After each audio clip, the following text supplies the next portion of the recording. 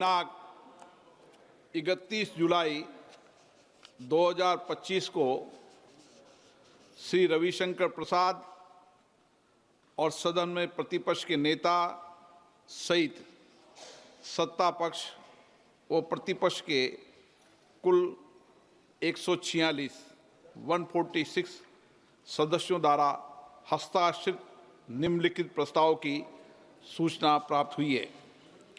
जिसमें भारत के राष्ट्रपति को माननीय इलाहाबाद उच्च न्यायालय के वर्तमान न्यायाधीश न्यायमूर्ति यशवंत वर्मा को न्यायाधीश जांच अधिनियम 1968 की धारा 3 के साथ भारत के संविधान के अनुच्छेद 124(4) के साथ पठित अनुच्छेद 217 और अनुच्छेद 218 के अंतर्गत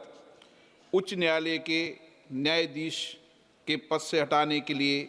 एक समावेदन प्रस्तुत करने का प्रस्ताव है। ये सदन संकल्प करता है कि इलाहाबाद उच्च न्यायालय के न्यायमूर्ति यशवंत वर्मा को उनके निम्नलिखित कदाचार के लिए पद से हटाने के लिए महामहिम राष्ट्रपति जी को एक समावेदन प्रस्तुत किया जाए। दिल्ली उच्च न्यायालय के तत्कालीन न्यायाधीश न्यायमूर्ति यशवंत वर्मा वर्तमान में इलाहाबाद उच्च न्यायालय के न्यायाधीश के सक्रिय और कब्जे में नई दिल्ली स्थित 30 तुगलक क्रिसेंट परिसर में आग लगने के कारण अस्पष्टीकृत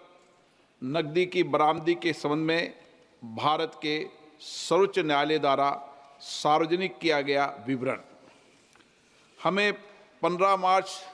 2025 की सुबह 30 तुगलक क्रिसेंट नई दिल्ली से जली हुई नकदी धन मलबे को हटाने के संबंध में साक्ष्य की भी जानकारी है। हमने न्यायाधीश जांच अधिनियम 1968 के सामान्य प्रावधान और विशेष रूप से उसकी धारा 3 के प्रावधानों का अध्ययन किया है और हमें उनके बारे में परिचित कराया गया है।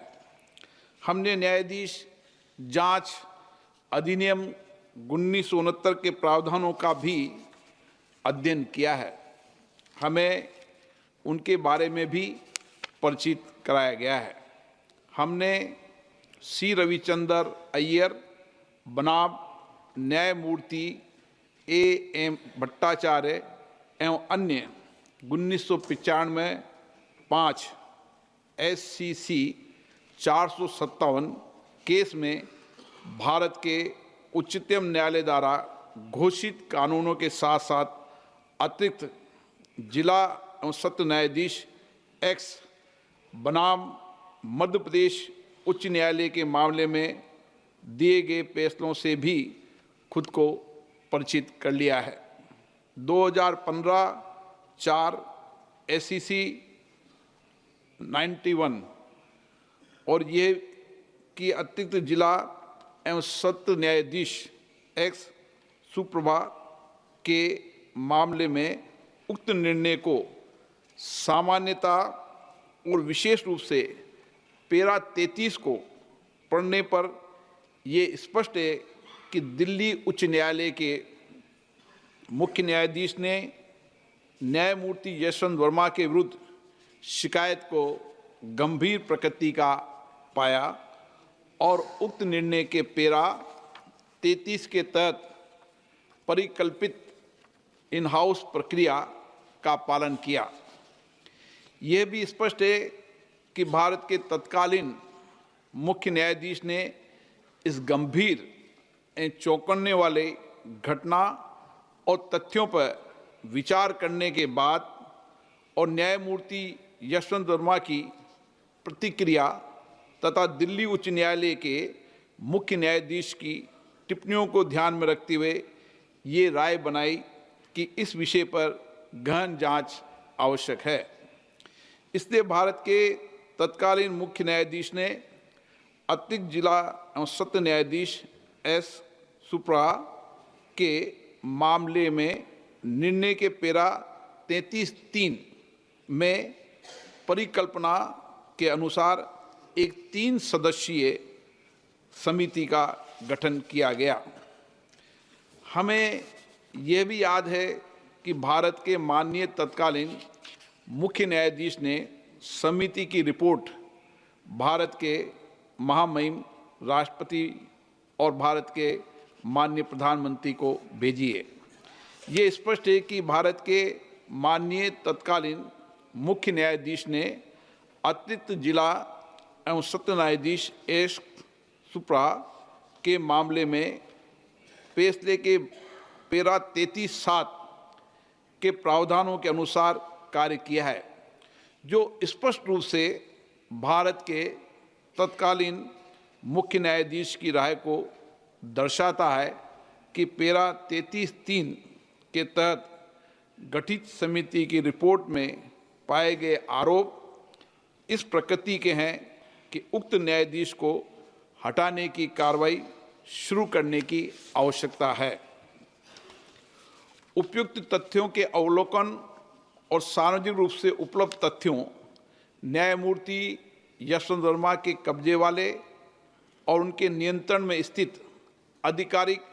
परिसर से जली हुई नकदी की बरामदी और उसे हटाने से संबंधित परिस्थितियों की स्वतंत्र रूप से जांच करने के बाद हम स्वतंत्र रूप से ये भी पाते हैं कि भारत के संविधान के अनुच्छेद 124 के साथ पठित अनुच्छेद 217 और अनुच्छेद 218 के तहत हटाने की प्रक्रिया न्यायाधीश अधिनियम 1968 और उसके तहत बनाए गए नियमों के अनुसार शुरू की जानी चाहिए। वेदाक चरित्र और वित्तीय बौद्धिक ईमानदारी न्यायपालिका में एक आम आदमी द्वारा रखे गए विश्वास की नींव है और यह भी कि वर्तमान मामले से जुड़े तथ्य जो कि भ्रष्टाचार की ओर इशारा करते हैं वो भारत के संविधान के अनुच्छेद 124 के साथ अनुच्छेद 217 और अनुच्छेद 218 के तहत कार्रवाई और प्रक्रिया के योग्य हैं और संसद को इस विषय पर एक स्वर में बोलना चाहिए और देश के प्रत्येक नागरिक को सार्वजनिक जीवन में भ्रष्टाचार के प्रति जीरो टॉलरेंस के अपने संकल्प के बारे में एक स्पष्ट संदेश भेजना चाहिए। अतः हम भारतीय संविधान के अनुच्छेद 124 के साथ पठित अनुच्छेद 217 और अनुच्छेद 218 के अंतर्गत इलाहाबाद उच्च न्यायालय के न्यायाधीश न्यायमूर्ति यशवंत वर्मा को पद से हटाने के लिए ये प्रस्ताव प्रस्तुत करते हैं। कृपया इस प्रस्ताव पर आगे की कार्रवाई की जाए। इस प्रस्ताव को नियमानुसार उचित पाते हुए मैंने इसकी स्वीकृति प्रदान की है।